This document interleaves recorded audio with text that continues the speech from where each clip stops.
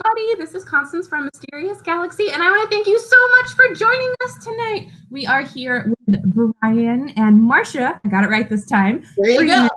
Very excited because we are going to be listening to them discuss the new book, Funeral for a Friend. And what is even more awesome is that we are getting to offer you guys signed and personalized books, which during quarantine is kind of challenging to get. So I'm just going to say it's awesome that we get to offer that. But Funeral for a Friend is the next book in the Jonathan Stride series. And I'm going to go ahead, let them tell you more about it.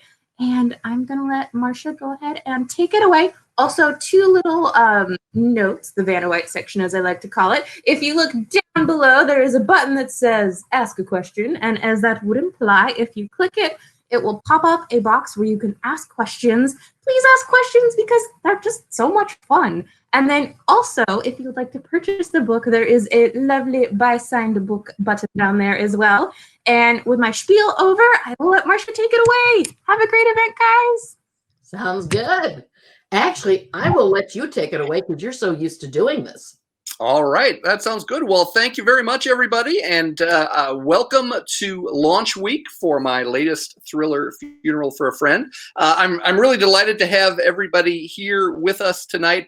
We've been doing a lot of these virtual events now all summer, and it's a lot of fun. I confess, I always chuckle a little bit about this because when we would do live events in libraries and bookstores, I would notice this strange phenomenon that the front row was always left empty. It's kind of like people had been reading my books and they knew they wanted to leave this little safety zone because I'm kind of a scary guy, and now it's gotten to the point where gosh, you have to lock me inside my house. That's how bad it's gotten. So but I think you're all safe. So we're going to go ahead and get started. This is a big year for me. It is actually my 15th anniversary in the book business. I now have 22 books out in the marketplace. In fact, you can see most of them on the bookshelf behind me.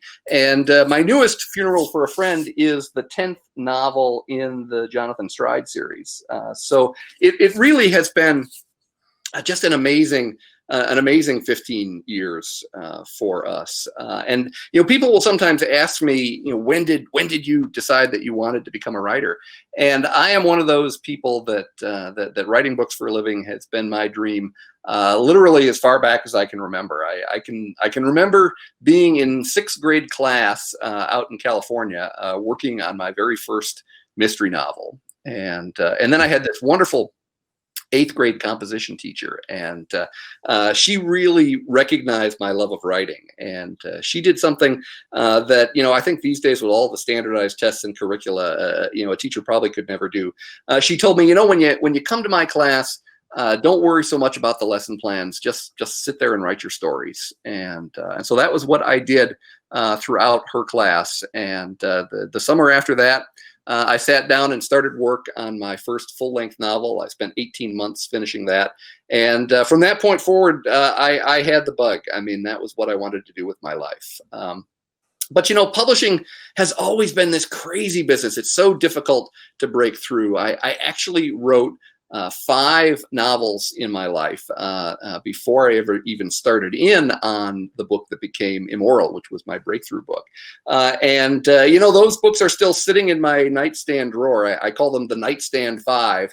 And I kind of look back on that time as sort of me cutting my teeth creatively and figuring out the stories and characters that I wanted to tell. But it's such a difficult business, and I would send out queries to agents and publishers, and they would come back in just pristine condition, paperclip not even moved, and gosh, there were so many days along the way where I was thinking, why am I banging my head against the door of this difficult business? But I think when you're a writer, this is something you just kind of never can give up on, and you just have to have this crazy amount of determination in your life. And so I kept at it, and I wrote a 6th book in my life and that book became IMMORAL. And IMMORAL, we just had an amazing run with it in 2005. It was sold in 17 languages. It was selected as International Book of the Month by Bookspan. It became the main selection in the Literary Guild and the Book of the Month Club. And that was how we began this crazy ride after all of those years.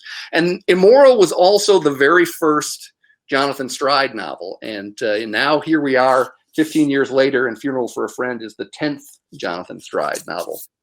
And, you know, I've written a lot of standalones. I've got a couple other series going, but people will ask me, when you're talking about, you know, a long-term series like the Stride series, where you've got 10 books in it, do you need to go all the way back to the beginning and start with IMMORAL and read your way through? And I always tell people, you know, for me, that's not the way to approach a series. I write my series so that each book essentially functions like a standalone. So you can dive right in, and you're going to get a full, rich experience of the characters, and you're not going to get spoilers about the preceding novels.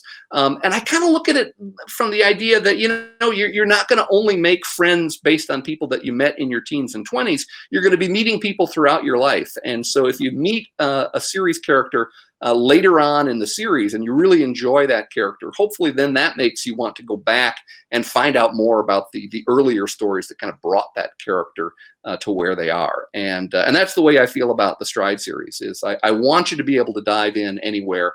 Funeral for a Friend is a great place to get to know Stride. And then when you fall in love with Stride, I hope you go back and discover some of his earlier stories as well.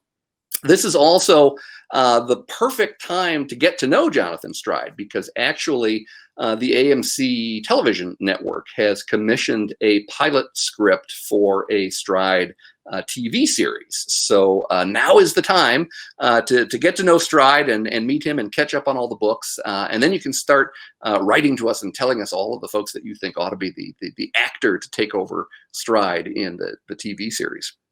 Well, we're going to have a lot of fun tonight. Marcia's going to dive in along the way, and I'm sure will be heckling me and asking all sorts of questions and things. I want you folks to be able to ask lots of questions as well. I thought what I would do is I would dive right in now, and I'm going to read you the prologue from Funeral for a Friend, so you can get a little taste of Stride and how I write and my approach to books. And after doing that, then we'll kind of keep chatting and get some questions going, and we'll go from there. So this is how Stride comes back in Funeral for a Friend. Drip, drip, drip, water falling. Jonathan Stride lay in bed, his dark eyes wide open, his body stretched atop the sheets. His bare leg brushed the bare leg of his wife, their skin damp with a sheen of sweat. Summer heat through the open window made the bedroom a sauna of wet, scorching air. He couldn't sleep. Outside the old house, nothing moved on the lazy Duluth night. Nothing in the world made a sound. Not the pond frogs, not the crickets, not the spruces towering over the roof. Even Lake Superior, on the other side of the dunes, couldn't muster the energy to throw waves against the sand, and so the beach was silent. When Stride listened, the only thing he heard was the slow drumbeat of water, driving him crazy. He got out of bed and slipped a white t-shirt over his chest. In the moonlit glow of the bedroom, he watched his wife sleeping on her back in a pink nightgown, her breasts visible through the cups of lace. Her blonde hair spilled in a tangle across her face. Her legs were slightly parted, one knee bent. She made an erotic sight that way, arousing him. He bent down and stroked his fingertips across her thigh. "Andrea," he murmured. His touch failed to stir her from sleep. She didn't move at all. She was like a wax figure, not even real. And still the drip, drip, drip of water filled his mind. He needed to make it stop. Stride went to the window and listened. There had been a torrent of rain for days, but it had stopped hours ago, and there was no longer a trickle from the gutters. He crossed to the bathroom and checked the faucet and shower, but both were dry. He returned to the bedroom where he stood beside the closed door and held his breath. The dripping of water came from the other side, a place where water shouldn't be. It was as if someone were standing there, soaking wet, each drip from their clothes making a splash on the wooden floor. He wasn't alone. He could feel the presence of an intruder in the house, and whoever it was must have heard Stride's footsteps walk right up to the bedroom door and stop.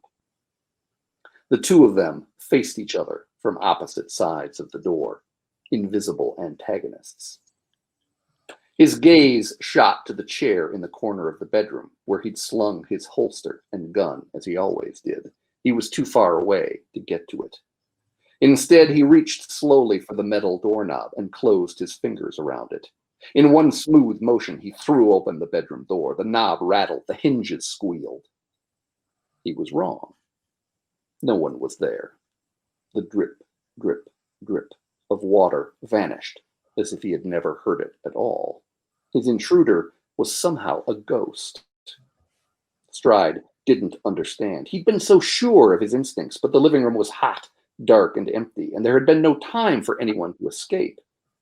At first, he assumed it was his imagination playing tricks on him. Then he knelt down and put his fingers on the floor, and they came away wet. He glanced over his head. A leak from the unfinished attic? No, the ceiling was dry. He shut the bedroom door behind him as quietly as he could. When he turned on the living room lights, there they were. Footprints. Wet footprints, making a trail away from the bedroom door, past the red leather furniture, beckoning him. He followed. The footprints led him to the dining room, glistening on the hardwood floor, then to the kitchen, then to the screened rear porch, where the air was damp and thick. "This way!" Stride heard someone's voice, but it wasn't a voice he recognized. Or did he? There was something familiar about it, a voice from a long time ago. "This way!" the man said. Stride went through the screen door and let it bang shut behind him. The door led into the small backyard that scraped along the slope of the sand dunes, behind which, hidden from view like a vast beast, was Lake Superior. Nearly every day of his life, he went through that door, climbed the sandy trail, and hiked to the ribbon of beach where the waves lapped at his boots. He would stand there soaking in the view of the huge blue lake, which constantly changed its moods like a beautiful woman. The skyline of Duluth clung to the steep hillside 3 miles away. And yet, that wasn't where he was now. He went through the door and found himself in a completely different place. Looking back, he saw that his house was gone. Instead, he now stood on a cliff of black granite, 60 feet over a raging river. The fullness of the summer forest surrounded him. He knew this place well. It was called the Deeps, where Amity Creek stampeded along Seven Bridges Road like a wild mustang, swirling in whirlpools and sucking tree limbs into its current before spitting them out in the cold water of Lake Superior. From this cliff, you could take a running leap into the water and swim in the black pool below. He'd done it himself dozens of times as a teenager. He and his best friend, Steve Garsky, would shout, jump, fly through the air, crash into the water, and fight the undertow back to the surface over and over. But sometimes, when the rains were heavy, the Deeps caught a body and didn't give it back. Sometimes the flooded river held a body down and fed it to the lake. Stride stared into the rapids, which boomed like deep rolls of thunder and erupted in silver waterfalls. He was right on the cliff's edge, where the spray made the stone slippery. "Don't fall," a voice said. Stride turned around. "Don't fall, they'll never find you." A man stood behind him. He was short, no more than 5'6", with a skinny build. He had thinning black hair and wide, staring eyes that looked like the mask of a raccoon. His skin was pale. His hair and clothes were soaking wet. He'd been diving into the swollen creek. Drip, drip, drip. Stride heard the noise in his head again, somehow louder than the violence of the river below him, but it wasn't water he heard. The man on the cliff had a bullet hole in the middle of his high forehead, a perfectly circular black-ringed wound that seeped a ribbon of blood down the man's nose, around his pale lips, and onto his chin where it dripped onto the stone like chamber music. Blood. That was what he'd heard all along. Blood. Stride's right hand felt heavy. He lifted it and saw that a gun was in his hand, a wisp of smoke trailing from the barrel, a burnt smell in the air. He'd shot this man in the head. The wound was right there in his forehead, but the man still had his eyes open, still had a strange smile on his lips. "You're dead," Stride told the man. The smile on the man's face widened and turned into a mocking, cruel laugh that went on and on. "You have to be dead," Stride insisted. "I shot you." But the man raised his arm and extended a bony, brittle finger at Stride's chest. Stride looked down. His own shirt was soaked in blood, fresh cherry red blood, growing and spreading into a misshapen stain, a mass of blood, the kind of loss no one should survive. And there was a bullet hole in his own chest, ripped through the fabric, right where his heart was. "No," the man told him, still laughing. "You're the one who's dead." I love that little chill that you get. Well, I think you can see that that I really like to write thrillers that have an emotional core to them. I really want you to get connected with these characters, both the heroes and some of the people that do the darkest things as well. One of the things I love about this book, about Funeral for a Friend, is the way it really grips readers with the emotions of Stride's story. The essence of Funeral for a Friend is that Stride's best friend, Steve Garsky, is dying of cancer. And the very first chapter of the book, after the prologue, is when Stride is at Steve's bedside and Steve is fading away. And Steve ultimately shocks Stride with a deathbed confession that turns Stride's entire world upside down. But what I really feel good about as an author is the number of readers who've already written to me in the past week since the book came out to tell me that they were already in tears by the end of chapter 1 in watching Stride and Steve's interaction on Steve's deathbed. And that's the kind of emotional intensity I want from the books. I really want you to just get caught up in the story, psychological puzzle.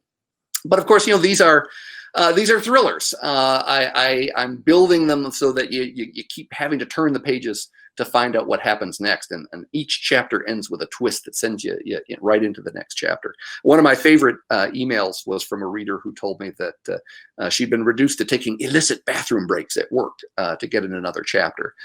And I figure that's me doing my job. So that's the essence of what you're going to find in my books. I don't like to write about superheroes and I don't like to write about supervillains. I really like to write about real people with real stories. In many cases, stories that sort of feel ripped from the headlines. So it feels very, up to the moment and authentic, and the kinds of things that you're picking up and seeing in the paper every day. And I want to get inside those stories and show them kind of in all of their shades of gray and how it really ripples through and changes people's lives. And I want the locations of the books to be really important too. The Stride series is set up in Duluth, Minnesota, on the shore of Lake Superior. It's for those of you that know anything about Minnesota, it's a very extreme, bitter kind of location. The winters, they only last about 11 months. And Stride is very much that northern Minnesota kind of character. He kind of tucks his chin against that cold wind and keeps moving on.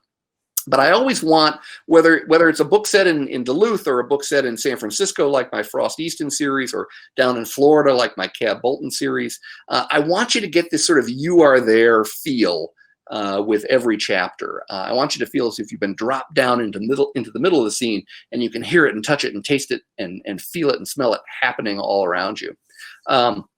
So now, one of the ways that I do that is I will actually go out and scout locations for the books, kind of the way a film director would, because all of the locations that I use in my books are real places.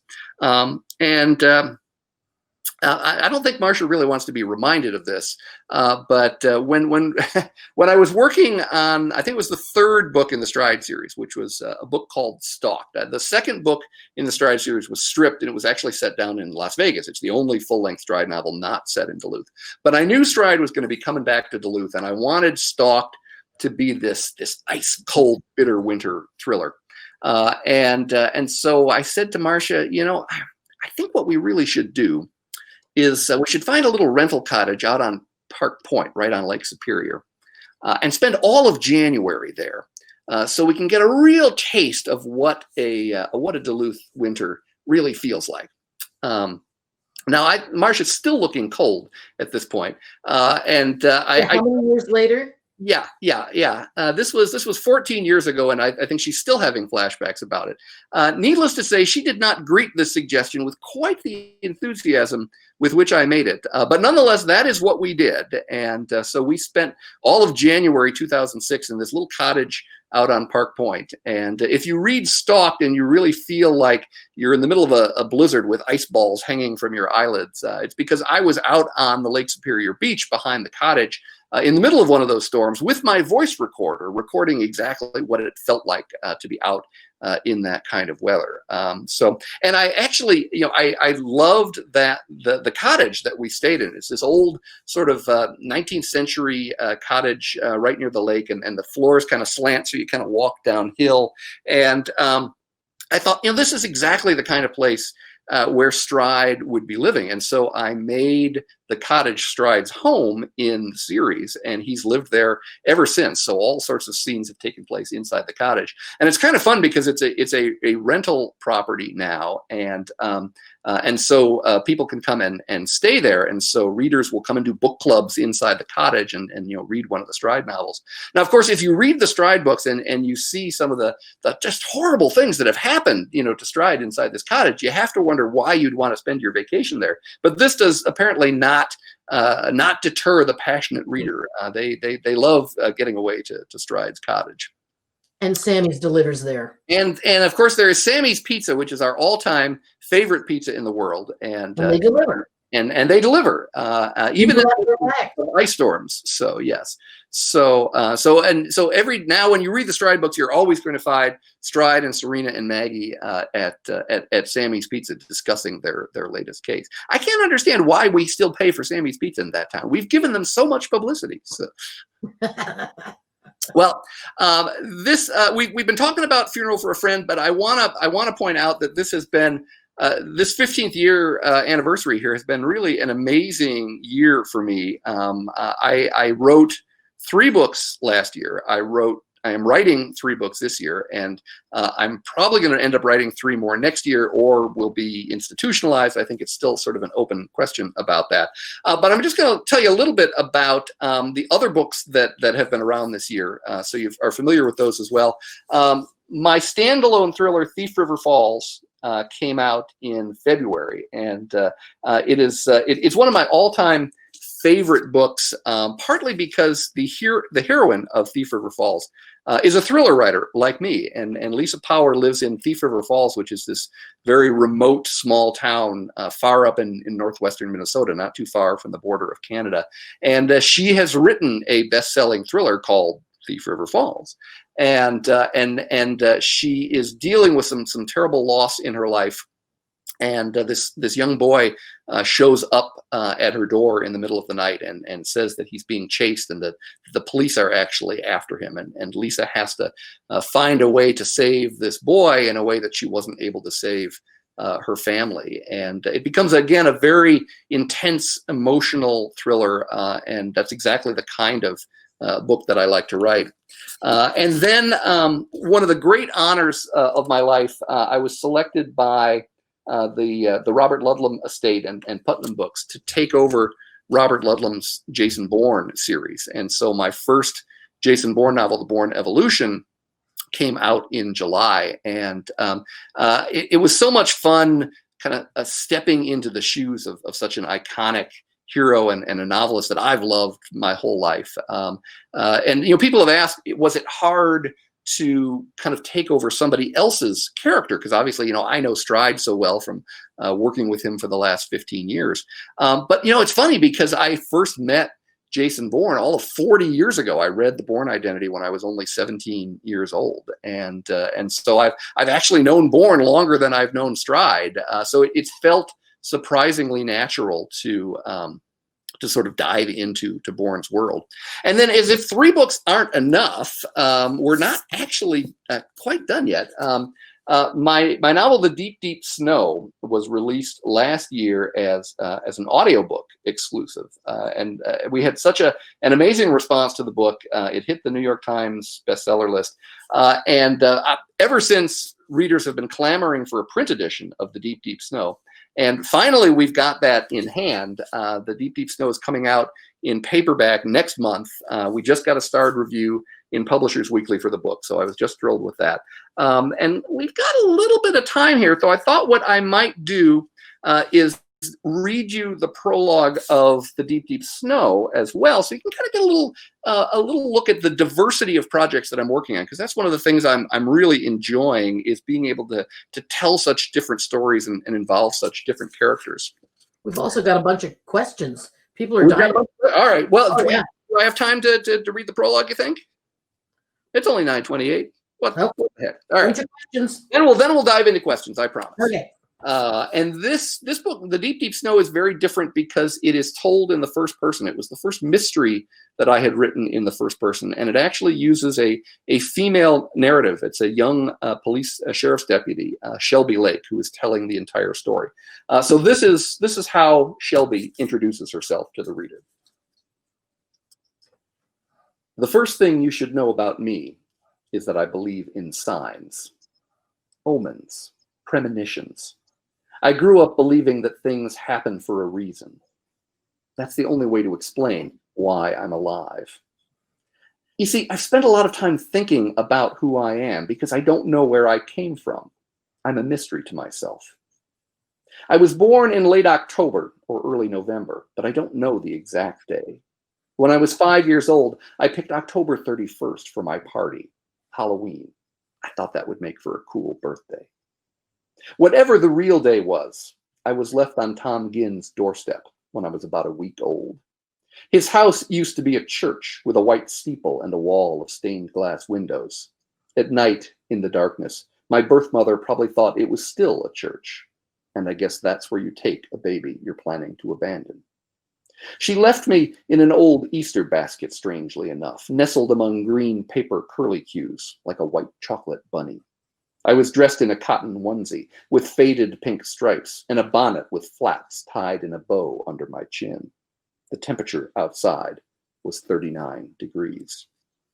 Obviously, I don't remember that night, but sometimes I think about what it must have been like to be alone, freezing, crying, with no idea what I had done to be cast away. She left no note to tell me why. Tom Ginn wasn't home at the time. He was 40 miles away, night fishing under a cloudless, moonless sky in his favorite spot on Shelby Lake. You don't realize how many stars hang in the heavens until you experience one of those nights.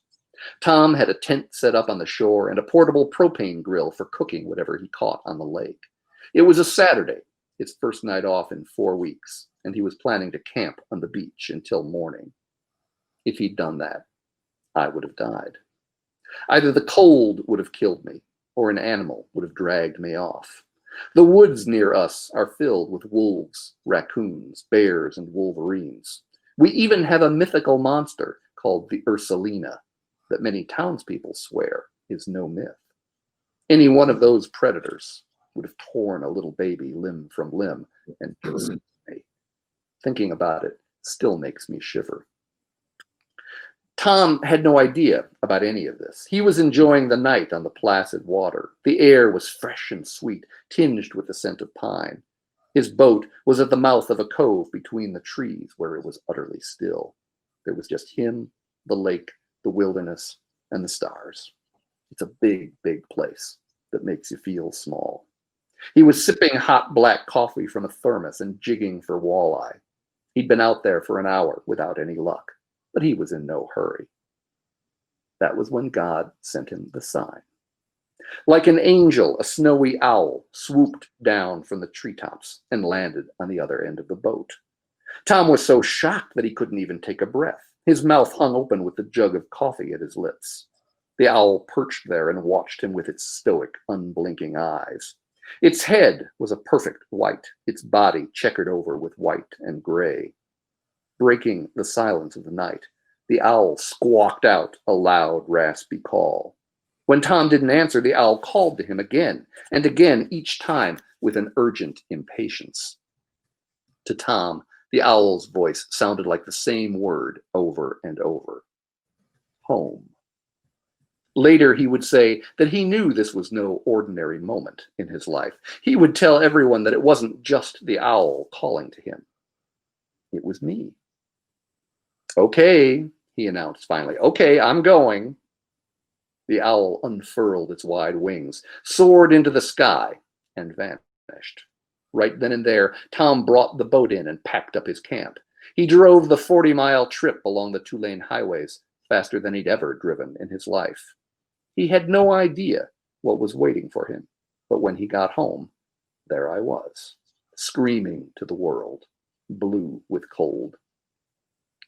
He never located whoever had left me there. My mother was long gone. When he didn't find her, Tom Ginn, the 30-year-old, never married, youngest ever sheriff of Middle County, adopted me himself. He named me not with his own name, but after the place he'd been when God brought us together. Shelby Lake. That's me. Tom became my father, and he raised me. You won't be surprised to learn that he has always been my superhero, my whole world, my idol, my life. I worshiped that man from the time I could walk. You also won't be surprised to learn that I've spent many of my free hours at the local Raptor Center, volunteering with the injured owls who are brought there for rehabilitation. Growing up in Middle County, I knew that I would be a police officer like my father. I was already helping the secretary, Monica Constant, answer the phones in the sheriff's office by the time I was 13 years old. It wasn't the life my father wanted for me. He thought I should go to college, leave this remote wilderness behind, and chase other dreams far from home. But my choice was to stay here and follow in his footsteps. That's what I did. I'll be honest with you. I've always felt a little guilty that I was alive at all. I mean, God went to an awful lot of trouble keeping me here, right? When I was a girl and my father told me about finding me on his doorstep, I asked him, why me? I'm nothing special. Why was I saved? He told me that was something I would have to figure out for myself, even if it took me a long time to do. And he was right. All these years later, I finally have an answer that I can live with. But that's the end of the story. I need to take you back to where it started. The mystery began 10 years ago, on July 17th, a perfect summer afternoon. I was 25 years old back then. That was the day another snowy owl appeared in my life, like the return of a messenger. To me, the arrival of an owl could mean only one thing. I was being called to rescue a child. I still feel that little shiver there. So you can see, very different books, very different stories, very different characters, and that's what I really love. I always want to be kind of giving you something a little different with each book, so you never quite know what I'm going to send your way, but hopefully you know that it's going to engage you and grip you and engage your heart as well. So, well, I've been going on and on. I always do. Commercial. Yes. For Mysterious Galaxy. Quick, place a pre-order for that book. There you go. That one. All right. Well, what questions do we have here? Okay, we got a bunch of questions for you. You've kind of touched on them just a little bit. So you talked a lot about your settings, but what do you really think is the key or the trick to keep your series going for as long a period of time so that you're keeping the series fresh, the stories fresh? What do you think, really you do to do that? Yeah, that's a really good question. I mean, I think that is ultimately the biggest challenge of a series. The deeper you get into it, it's not even so much the idea of bringing in new readers. I think it's really a question of how do you keep the stories fresh, and how do you keep the characters engaging. For me, I contrast it with a writer that sort of has a complete concept of a series in mind. J.K. Rowling always talks about the fact that she knew what was going to happen, at the very end of the Harry Potter series when she started everything. All of the plot elements were leading up to that one point. For me, that's not the way I approach the Stride series. I really base the series around the idea of the characters growing and changing with each book, and that affects where the series goes. Stride as a hero in Funeral for a Friend is a very different man than he was when you first met him in IMMORAL, and that's because of all of the things that have happened to him along the way. He's changed, he's grown, he's matured, as have all the other characters around him as well, because of those events. And so I never like to plan out too far ahead in the series, because ultimately what's going to happen in another book is based on what's happening in this book. And so if you look back at my previous Stride book 2 years ago, Alter Ego, there were things that happened to the characters there that have changed their lives in some important ways. And so now that's reflected in where we are in Funeral for a Friend. And Funeral for a Friend is in many ways, I obviously won't give anything away, but it's a big turning point for essentially all of the series characters in this book in some very, very profound ways. And what that means is that their lives could go in some new and different directions. And I think ultimately that's what keeps the series fresh, is that the characters are still growing and changing. And if you reach a point as a writer where you don't feel like you have anywhere else to take those characters, then I think that's when you wrap up a series. But as long as the characters keep evolving and changing, then I think you always have more stories to tell. Okay. Without giving any spoilers, because I think this could be a little different. When you were writing Funeral for a Friend, what did you find to be the most challenging part to write? And conversely, what do you think brought you the most joy as you were writing it? Oh, interesting question. Well, the writing process for Funeral for a Friend was pretty unique for me, because I was actually writing Funeral for a Friend simultaneously with The Bourne Evolution. That was last summer, and I would literally do a week on one book and then a week on the other book, and I would trade off, and I did that for about 6 or 7 months.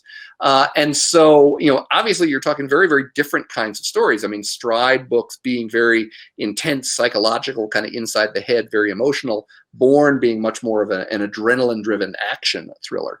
But in some ways that actually helped both books, because I would put down one and pick up the other, and it would really sort of energize me by looking at a sort of different side of my creative side as well. So for dealing with this book in particular for Stride, I knew that there were going to be some shocking things happening in this book. And of course, I won't say what any of those things are, but it meant that I knew it was going to be an emotional roller coaster along the way. And, I get so caught up in the stories of these characters that I'm, writing scenes and have tears running down my face. And so I hope if I can get that connected to the story and to the characters, then the readers will as well. But, I know how things are going to pan out in terms of the backstory. I sort of know who did what to whom and why, but how I tell the story, I do sort of more spontaneously, and day by day it takes shape. And so for Funeral for a Friend, that was a very interesting experience to kind of see how the characters talked to me as I was putting the story together, because I knew that for all the characters, there were some important crossroads here to deal with. Now, you've got so many different books out, you've got different series, you've got lots of different characters. How do you keep all of the different characters and their backgrounds straight? Yeah, yeah, that's a good question. I mean, I've got a lot of standalones, but I've got the Stride series, I've got the Frost Easton series set in San Francisco. I've written a couple of Cab Bolton novels, and Cab as a character also appears in the Stride novel Alter Ego. So we've got all these different characters out there. You know, I suppose the smart and logical thing to do would be to keep kind of a, you know, encyclopedia of facts about each of these characters. You know, where they were born, and you know what they're you know what they're like and what they look like and all those kinds of things.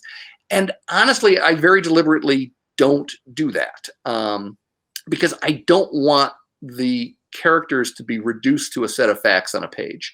I don't want that sort of two-dimensional approach to the characters. I want them to feel three-dimensional and alive and human and making mistakes and making choices. And so I feel like by not writing those things down, I have to sort of rediscover those characters every time they come back in a book. And so if I'm writing about a character that I haven't dealt with in a while, I'll literally go back to earlier books and read what I've written about them in the past to sort of help them sort of begin talking to me again. But I don't want to you know, limit them to, well, they are this set of facts. And does that mean I make mistakes? Probably sometimes, you know, something's going to slip in, and a savvy reader will notice it and go, hey, wait a minute, you said that in the other book. And from my mind, that's actually okay. I would rather feel like, you know what, every now and then I might slip up on something, and most of them, if I do, you know, you're going to catch it anyway, because I was going to say your wife is pretty good about, you know, pointing that out. Exactly. Yes, exactly. But again, I'd rather feel that the characters are three-dimensional and really do that process on the fly than have to sort of feel like I'm just writing down a set of facts about who they are. Okay. You know, again, you've got several series going and standalones, and kind of which do you prefer, you know, and what do you like about writing a series book, and what do you like about writing a standalone book? Because they've obviously got to be very different processes for you. Yeah, they are. They're very different in a lot of ways, creatively and emotionally. What I really enjoy about series books is I feel like every series book is kind of like one chapter in a much longer novel. And as a result, you know that you're going to be seeing those characters changing and growing over a much longer time span. And it means when you finish a book, you know that you're going to meet those characters again. And for me, that's you know, refreshing because you don't like to say goodbye to a friend. You don't like to have a funeral for a friend. And that's a very different experience with a standalone. I love what I love about writing standalones is that I can take risks in storytelling that you wouldn't do in a series book, and I can explore storylines and characters that wouldn't necessarily fit into a series. I mean, essentially, you're dealing with, you know, characters that are in the midst of a particular dramatic event in their life, and you're telling the story of that dramatic event. And when you're done, that's sort of the end of their story.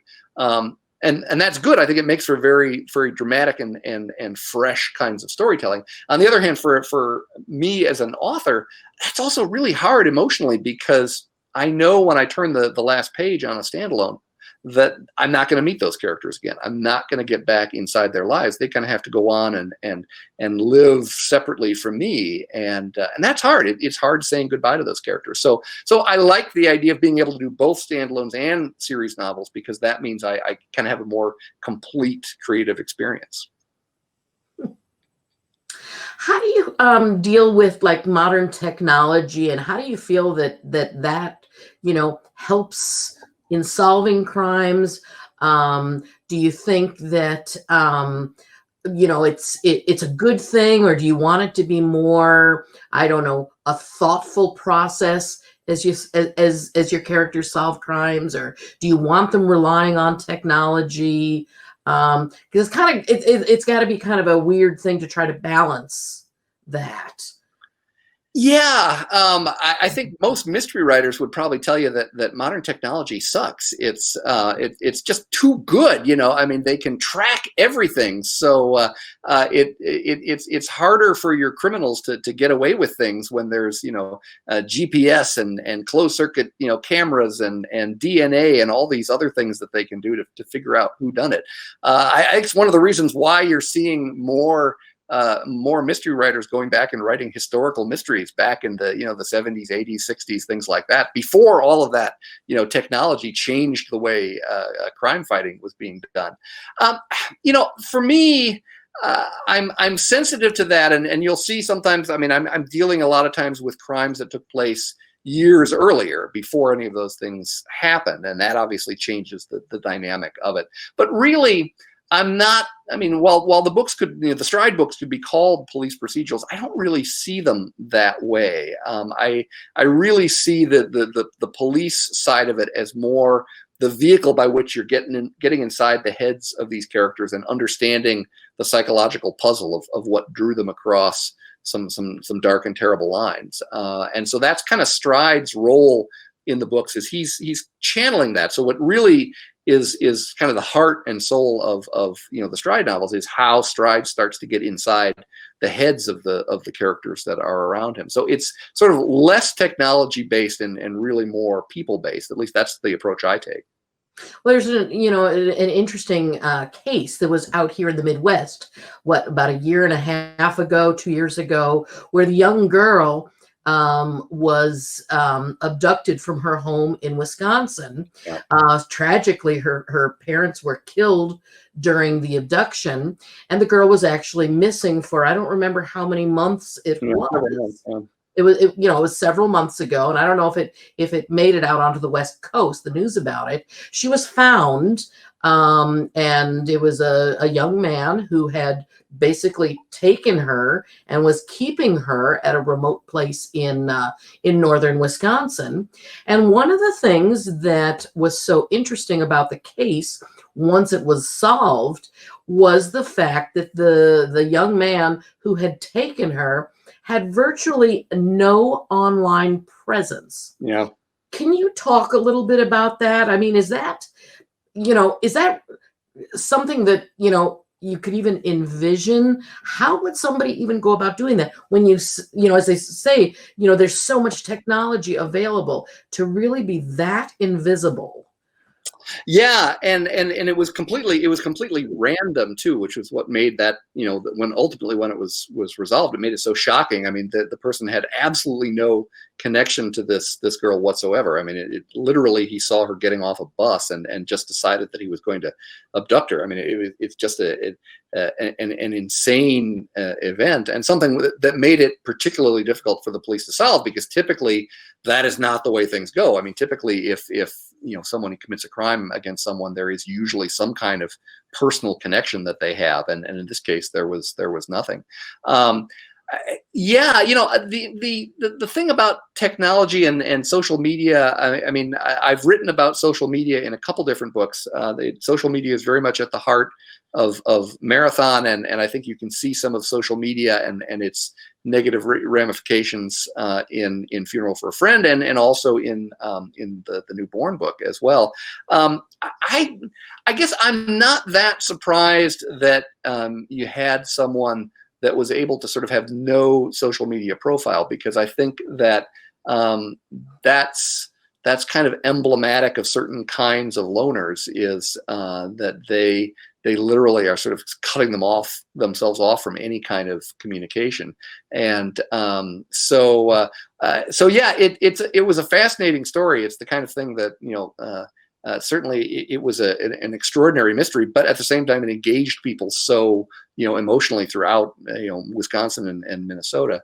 But yeah, I think, I don't know, I think you're probably going to be seeing more and more of that. I think that as social media sort of becomes more corrosive, I think you're going to find more people kind of backing away from it and kind of trying to cut it out of their lives. So.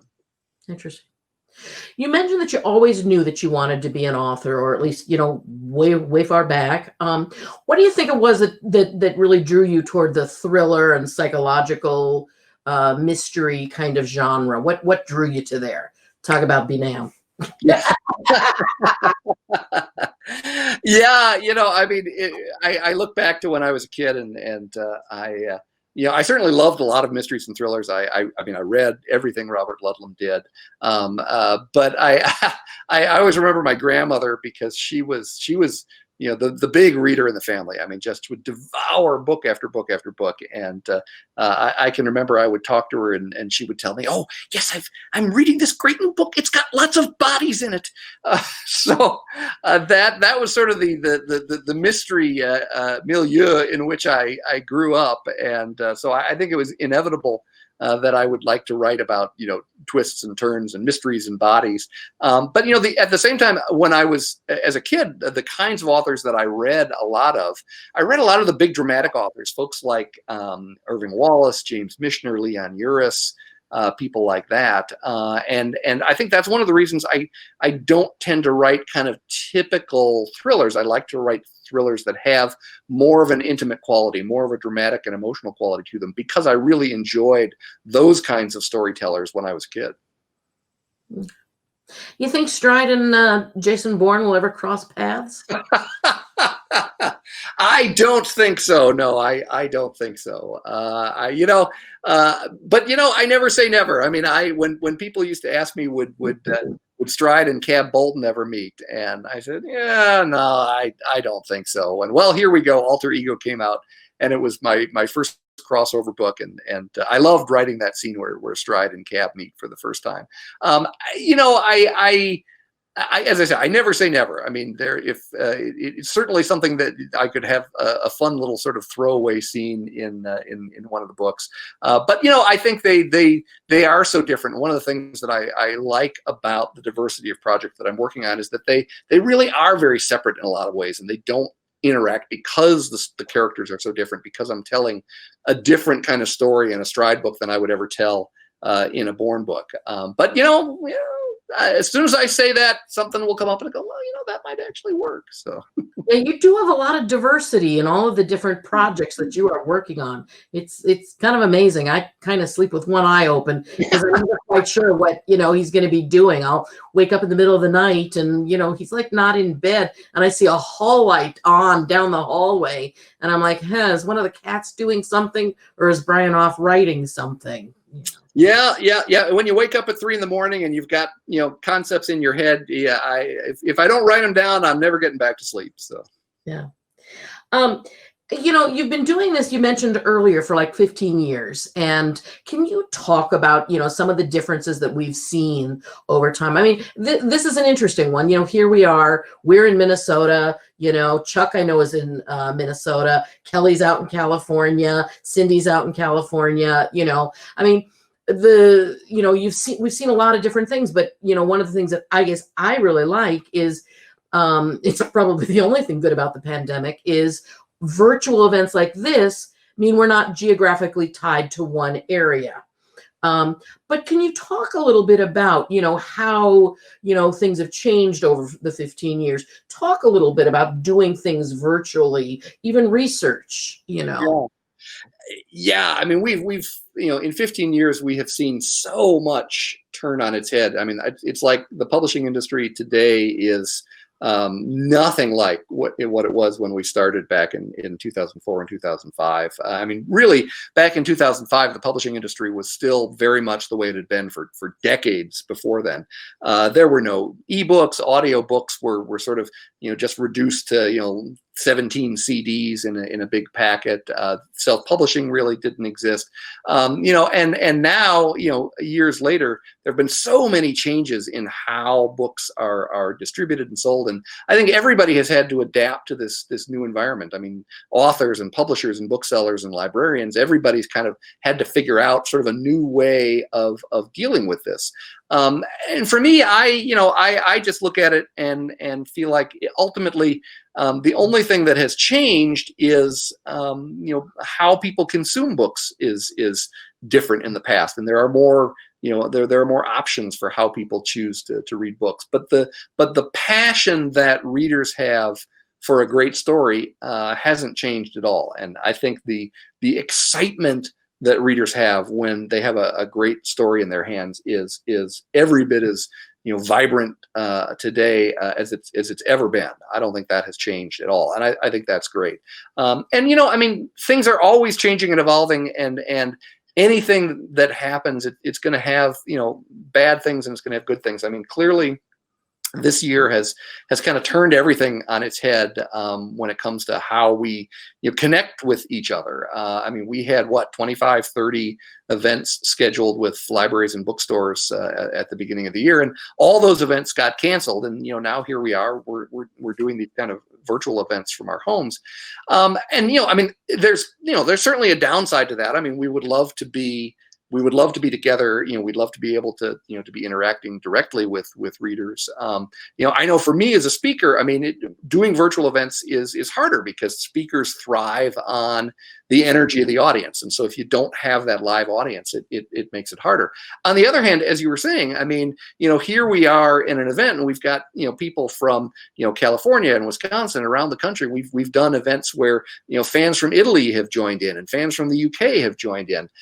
And those are things that, those are things we never would have been able to do before. And we're able now with the virtual events to connect with people in places that realistically, it's unlikely we'd ever have had a chance to visit. And so in some ways, this has also brought people closer together, even as it's kind of kept us apart. And so that's good. I mean, I know we've said that even when we get back to a point in the world where we're doing live events again, that we're very much committed to the idea of continuing to do virtual events because of the fact that it means that we can bring in readers that we otherwise wouldn't be able to see. Okay. Kelly, I think Kelly is obsessed with Matt Damon, but that's just me saying this. I like that. Very nice. So if you were to cast the Jason Bourne book into a movie, she likes Matt Damon, but who would you think of? Any ideas? And if you say Richard Chamberlain, I'm going to have to cut you off. I think he's dead. But I'm one of the few that remembers Richard Chamberlain and Jacqueline Smith in the ABC miniseries in 1988 of The Bourne Identity. You watch it periodically. Yeah, exactly. Yeah, I had it on VHS, for heaven's sake.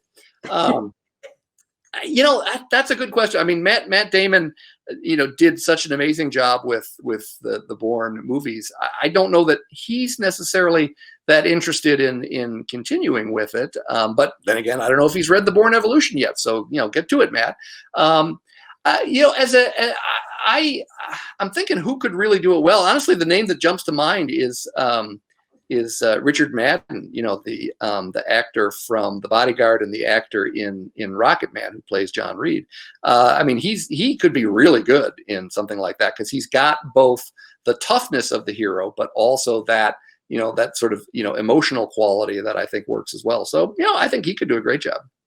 I'm still holding out for him to be the next James Bond. I'm sorry. Did you say that Tom Hardy was going to do James Bond? I saw someone mention that on Twitter, but I didn't know if that was actually legit or not. So, Richard Madden for him. This is actually one of my favorite questions that you have been asked. If you were to see Jonathan Stride on the street, would you recognize him? That's a great question. I don't think that I would recognize Stride, but I bet every reader would. And that's because I very deliberately paint Stride in watercolors. I want to provide enough detail to sort of seed your imagination, and then I let your mind take over and fill in the details about who that character is. And I think that's one of the reasons why readers feel a real close emotional connection to Stride, is because they kind of share in the creation and the ownership of that character. And it means they have a very vivid idea in their head of who that character is and what that character looks like. And as a result, I think they would meet somebody on the street and know, yeah, that's exactly Stride. And similarly, when I ask people, well, who do you think would play Stride in TV or the movies? I think they all have a very clear idea of who that should be, but they all have very, very different ideas about it because they've built that character out in their own heads. Interesting. While we've been talking for about an hour, and so I'm just going to ask people: are there any other questions? And while you're thinking about if there are any final questions, I'll do a little commercial for Mysterious Galaxy Bookstore, and they are unfortunately not our local bookstore, but they ship books, I'm sure. And honestly, independent booksellers really, are an important part of all of the communities. There were so many of us learned to love books and learn to love to read. So I encourage you, buy your book from. They do ship books. They just commented. So anywhere around the country, order your books from them. Pre-order the Deep Deep Snow. If there are any other questions, please feel free to just kind of jump on in. And while we're just waiting to see if there are any, Brian, what's up for you next? Yeah, what's coming next? It's a great place to close. It's next year is going to be another busy year. I already have a new standalone thriller that is due out in March. It is called Infinite. I absolutely love this book. It is far and away the most unusual story I have ever told, and yet it's also very much a classic Brian Freeman thriller. So buckle your seatbelt for this one. It's a great wild ride. And then I'm working on 2 books simultaneously right now. I'm working on the next Jason Bourne novel, The Bourne Treachery, which will be out next summer, and then a follow-up book to The Deep Deep Snow called The Ursulina. You'll remember the mention of that mythical monster in the prologue. Somebody was asking about whether there was going to you a sequel to that one. Yes, indeed. So it's going to be another busy year for readers next year. Great. Do you want us to wrap up? Or I can go ahead.